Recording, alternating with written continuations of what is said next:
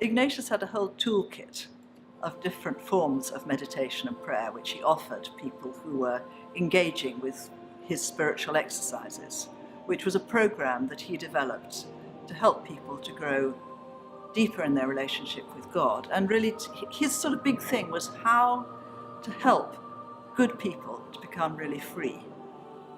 He was sort of, someone described him as the first psychologist. So the meditation that is most associated with him is imaginative meditation. And in that, he would ask you to take one of the gospel stories, for instance, the birth of Christ, and to imagine it. And he told you, first imagine the place, and imagine the context, smell the smells, see the sight, hear the sounds, taste, if there's anything to taste, just really get yourself into it and place yourself in the scene. So for in his instructions for the Nativity, he says, you put yourself there as if you were a servant watching it all happening. And then you let it play out in your mind.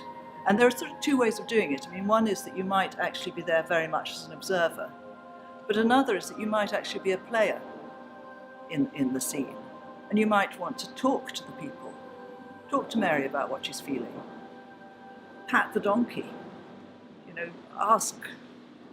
ask Joseph how it's been. It's really a way of sort of engaging with the emotions involved, with the feelings involved, with the people.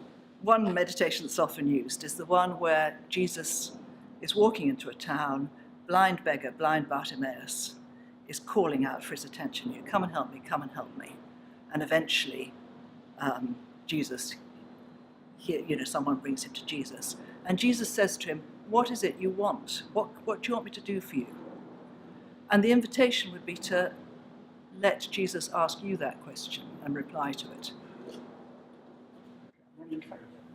One of the fears people often have when they're first offered this way of praying is, am I going to be making it up? This is too holy, what can I, is it heretical to make another story out of it? I think then the response to that is, God made us all. He gave you your imagination. He wants to communicate with you in whatever way he can. And your imagination is one of the ways. And I think some people who have got very vivid imaginations can just sort of go into a story and they're there. There's no, it just sort of happens, it happens before their eyes. Others of us have to work a bit harder at it, may not find it so easy to picture it, or I get hung up sometimes, are they wearing tea towels or are they not? But I can engage with the emotions. And I don't know, am I making this up? Is it coming from within? Is it coming from above? But I do know that the moment of the aha moment that often comes, that seems to come from somewhere else.